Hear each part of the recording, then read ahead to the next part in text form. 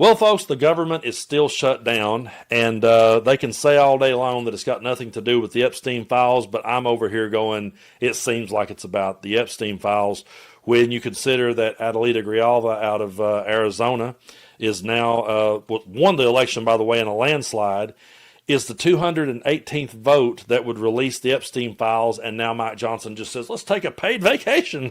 Let's just stay gone as long as we possibly can. And while we stay gone, we'll just go out there and we'll make AI videos and throw them out there of Russ Vought as the Reaper.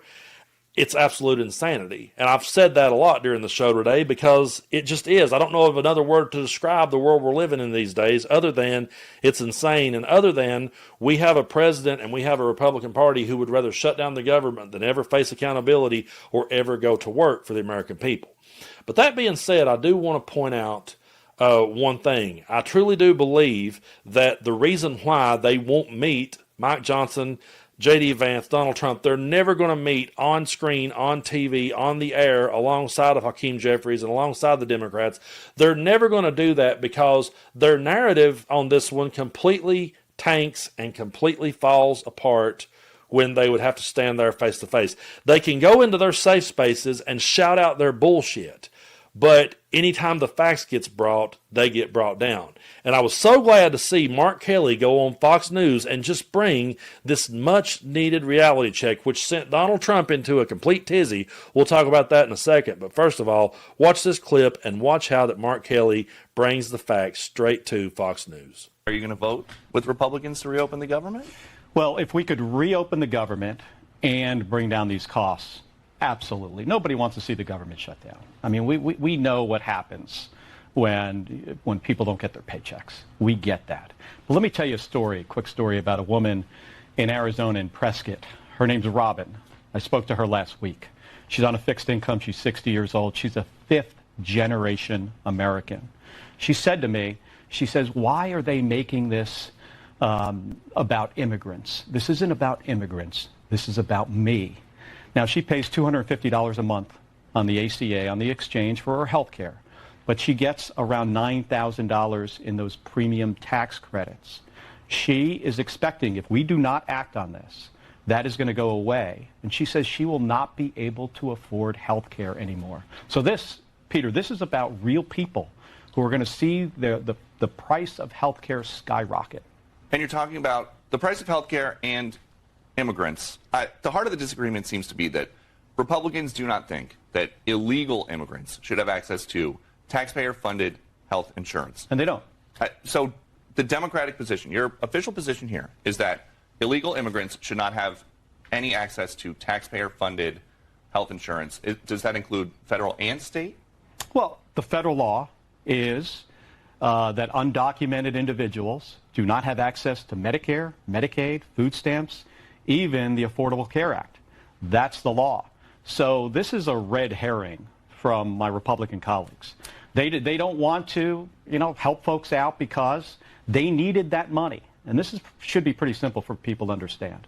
When they gave that extension of the 2017 tax cuts, which helped out the richest Americans, it was partially paid for by taking away Medicaid and taking away these ACA tax credits for people who just can't afford health care. It's always, at the end of the day, you can always trace it back to they're going to help their billionaire buddies get richer, and they don't care about everyday hardworking Americans. But, when they sit there and say to him, like, well, what's your stance on this? Well, it's the law. Immigrants don't have access to health care. They don't have it. So it's a completely ridiculous argument coming from the right to even make that. So to say to him, well, what's your stance on that?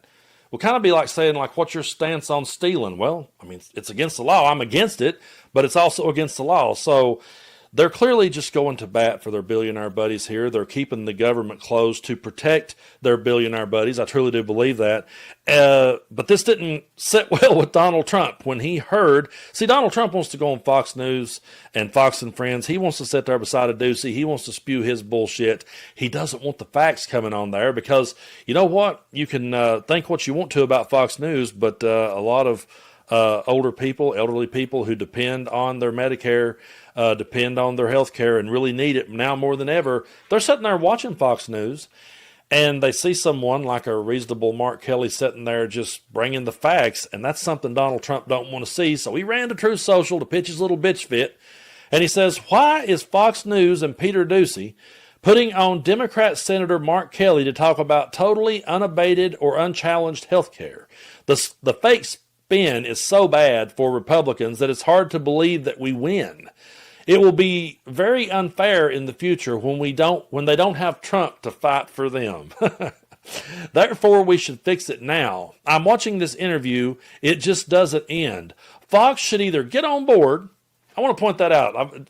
Fox should either get on board. Get on board with me here, everybody. Get on board with my narrative, or get off the board now. But at this point, it just doesn't make any difference to me. They suck up the ratings because of us and then spin them in the Democrats' direction. They refuse to put up polls that correctly show me at 65% in popularity a Republican record. But if I have a fake bad poll, which many are done by Fox, one of the worst pollsters out there is the Fox News poll, they put them up immediately and with gusto. Republicans are so tired of this fight with Fox, always trying to be so politically correct, and he always has to say, thank you for your attention on this matter. But that's a guy right there who is desperate to keep control of a narrative, desperate to continue to brainwash his flock into believing what he wants them to believe. And he himself has said in the past that he calls stuff fake news when it speaks badly of him. He says it's fake news to discredit him, and that's what he's doing. The reason why Fox News can't put up these polls about he's got 65% of the people that are in favor of him is because they're just flat out not true. They've already been sued for lying before. They've already had to cough up money because they're liars in the past. And it's so bad now that even Fox News can't spin it. And that's what should really be said. But I was glad to see Mark Kelly on Fox News, and we are going to have more people go into those spaces like that, bring the facts, bring the receipts, bring the evidence, show people what's going on, because they're in their echo chamber and they don't hear anything else. They just hear what Donald Trump says. And so, there's a lot of talk about, well, we need to go out there and we need to get into their spaces. But if you'll notice, they don't actually ever get into ours unless they have a way to control the narrative. They won't sit down on camera. You're not going to see Mike Johnson sit down on camera with Hakeem Jeffries. You're not going to see J.D. Vance sit down on camera with the Democrats or Mark Kelly. They're not going to do that because they wouldn't be able to keep control of the narrative.